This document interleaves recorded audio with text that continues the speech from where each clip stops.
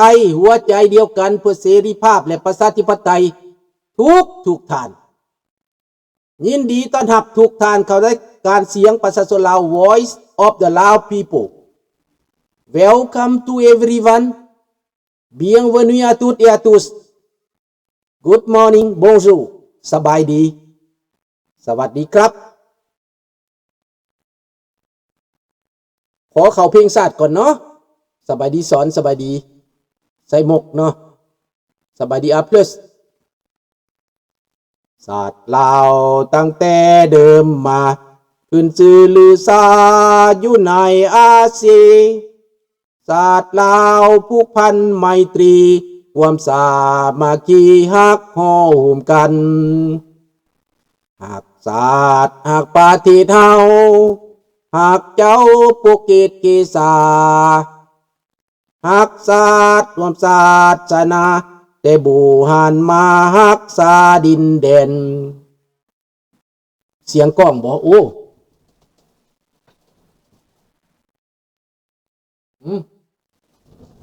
ขอโทษเด้อเขาบอกให้เนาะเอาแต่บูหันมาหักษาดินแดนบ่ให้สัตว์ใดมาล้วนหาวีลบกวนหยาดแย่งสิ่งเอาพายขึ้นเขามาดูวุ่นวายสู่จนตัวตายต้านทานศัตรู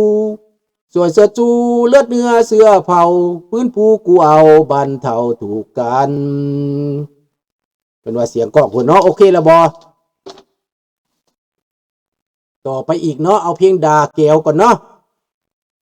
อันคำว่าสัตว์คนเฮาถูกคนก็หูมีเสือมีควายเป็นหมู่บางตัวก็หูแสนดีเหลือล้น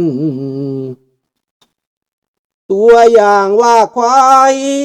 เฮาเลี้ยงมันยังงูขุนของคนดึงแก่คันไทยจนตัวมองมน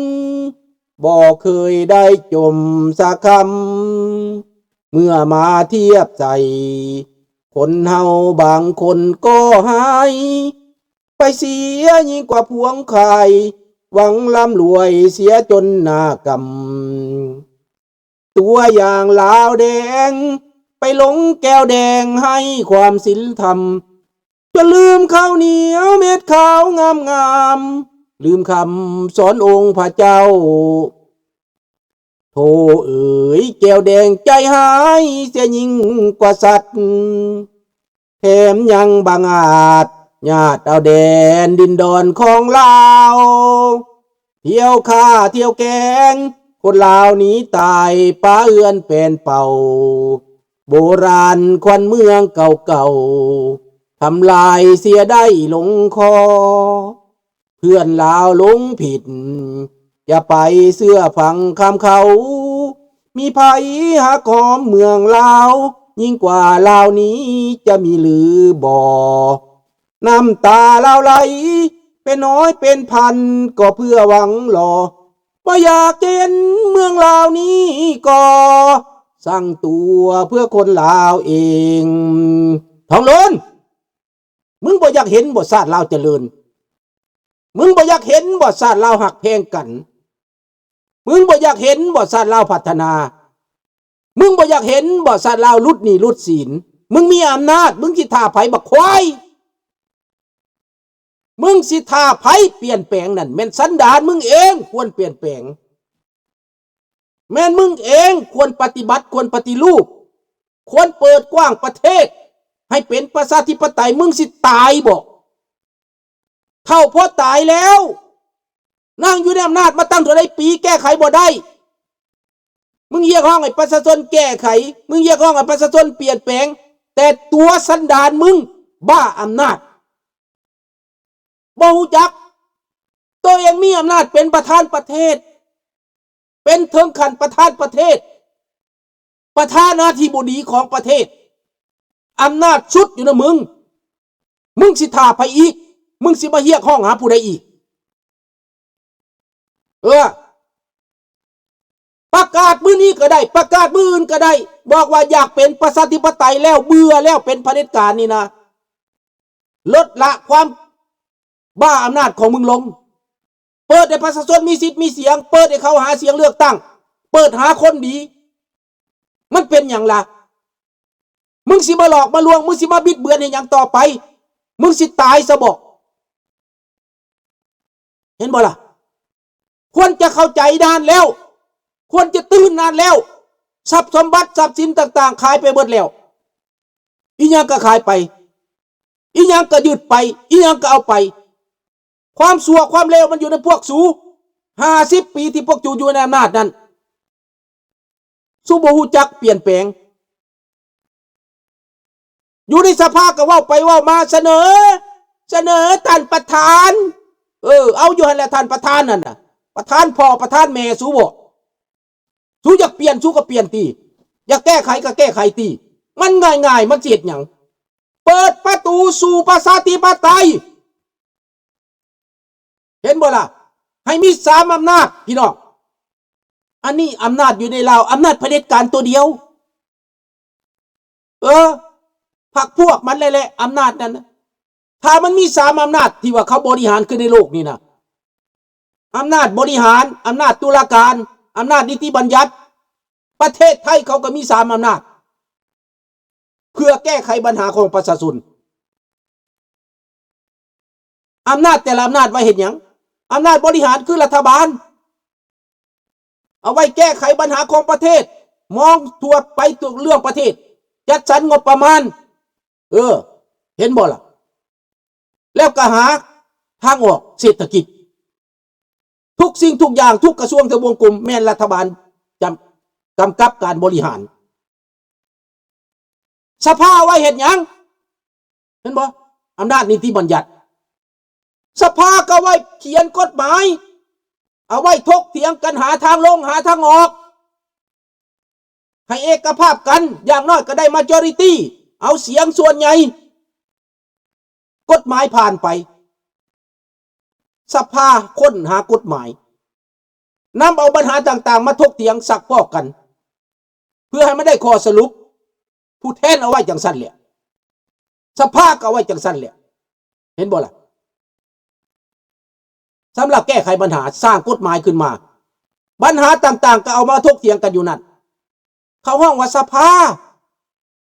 เห็นบ่อันนั้นเป็นนิติบัญญัติเป็นผู้ออกกฎหมายเป็นผู้รับรองกฎหมาย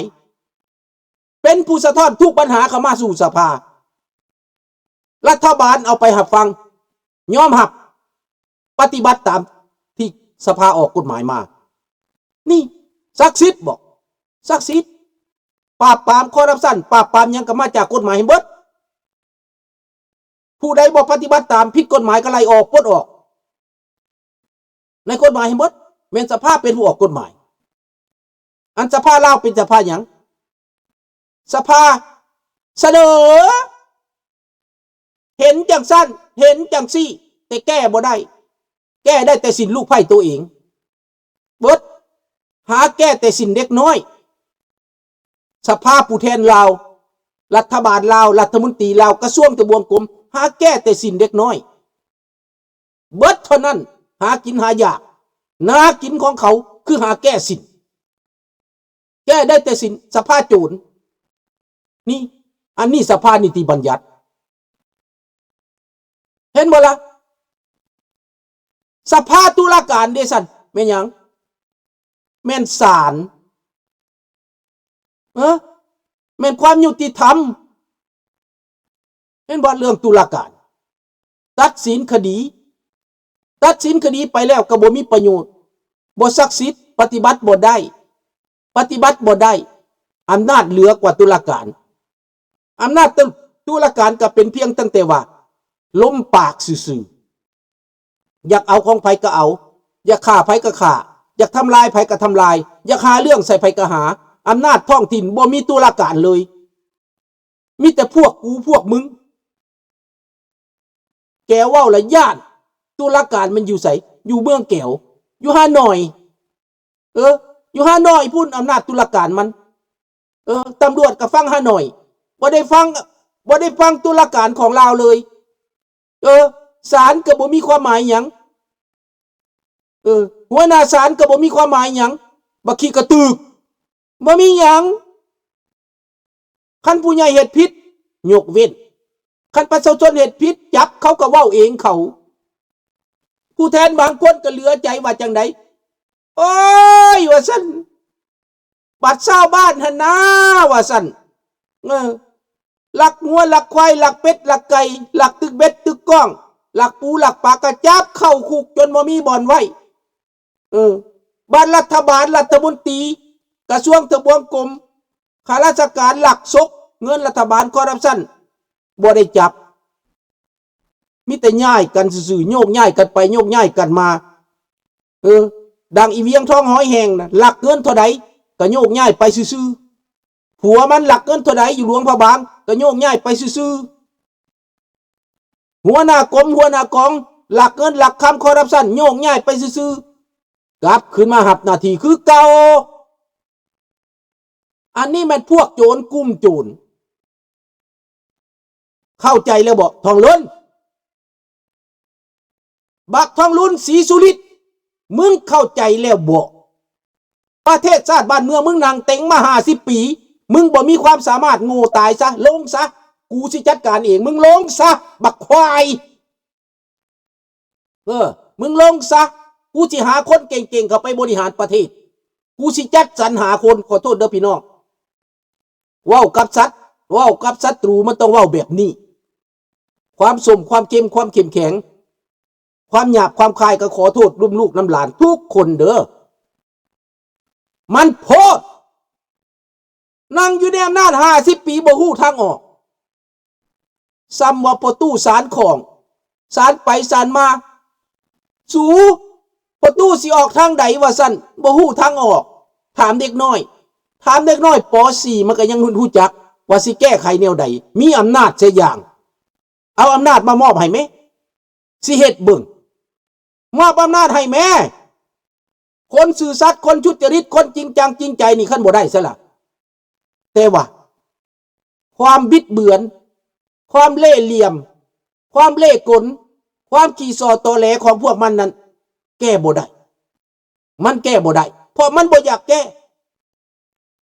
เขาเลยร้องเพลงแก้ให้แด่อ้ายแก้ให้แด่นั่นแหละวักทองลุ้นได้แต่เท่านั้นแล้วเขาต้องการมึงอยู่เด้อทองลุ้นเขาร้องเพลงแก้ให้แด่อยู่ไดแก้ให้แด่น้องรุ่นแก้ให้แน่อยู่นะมันก็เป็นอย่างสั้นแหละมันสิแก้ปัญหาอำนาจมันมีทุกสิ่งทุกอย่างอยู่ในมือมันกกสิตายปลายสิเป็นอยู่ในมือมันอยากเฮ็ดหยังอยากเปลี่ยนแปลงแบบใดอยากไปทางใดอยากไปกับผู้ใดอยากคบค้าสมาคมกับผู้ใดได้เบิดแต่บักคำทองลุนขีดวงล้อมไว้ว่าเห็นแต่หน้าบักปูตินคือขอเลียเน่ปูตินขอเลียมึงเน่ขอเลียเน่ห้องมาประชุมแหละท่านประธานปูตินน่ะขอล้มเน่เด้อย่านท่านเสียเวลาท่านมีหลายอย่างที่จะเหตุจะทำฮู้จักอยู่ดอกมึงเป็นขี้ข่ามาไส้ของรัสเซียน่ะฮู้จักอยู่ดอกมึงไปเฮียนเลียก้นรัสเซียมาก็ฮู้จักอยู่ดอกมักสอนไส้ก็คือกัน4,000 ดอนนั่นเฮียนเลียก้นรัสเซียเฮียนเลียตีรถถังรัสเซียมาก็เฮ็ดหยังบ่ได้มีแต่กอบโกยโกงกินเอาแต่ผักแต่พวกเอาแต่ลูกแต่หลานบ่สนใจน้ำศาสตร์บ่สนใจน้ำบ้านน้ำเมืองสิหมดไปแล้วเดี๋ยวนี้นะคันว่าอยู่เมืองท่าแขกอยู่หนองบกขุดลงไปใต้ดินเป็นเท่าใดกิโลเมตรจากมือใดแผ่นดินสิเจือนลงบ่อแห่บ่อเพชรบ่อพลอยขุดเอาไปจนเบิดบ่เหลือหยังป่าไม้จนเบิด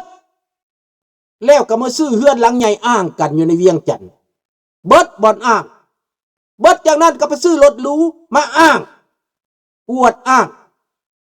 สูสิตายท่านบอกคันสูบ่ได้อวดได้อ้างนั่นอวดอ้างว่าหางว่ามีอวดอ้างว่าเจริญอันใดเพิ่นก็เจริญเบิดบักผีบ้าบักอังเติ้ลกับบักเพชรแห้งว่าเจริญอันใดก็เจริญเบิดหัวขวัญต่างประเทศโอ้ยโคตรแม่สวยจังมันสูหูนะตาบอดเขาห้องว่ากบในกะลามันสมบักกบในกะลากบในน้ำสางมันบ่เห็นอีสางตาบอดหูหนวกมันบ่ยอมหูอีหยังเด้อพี่น้องเด้อ นานิ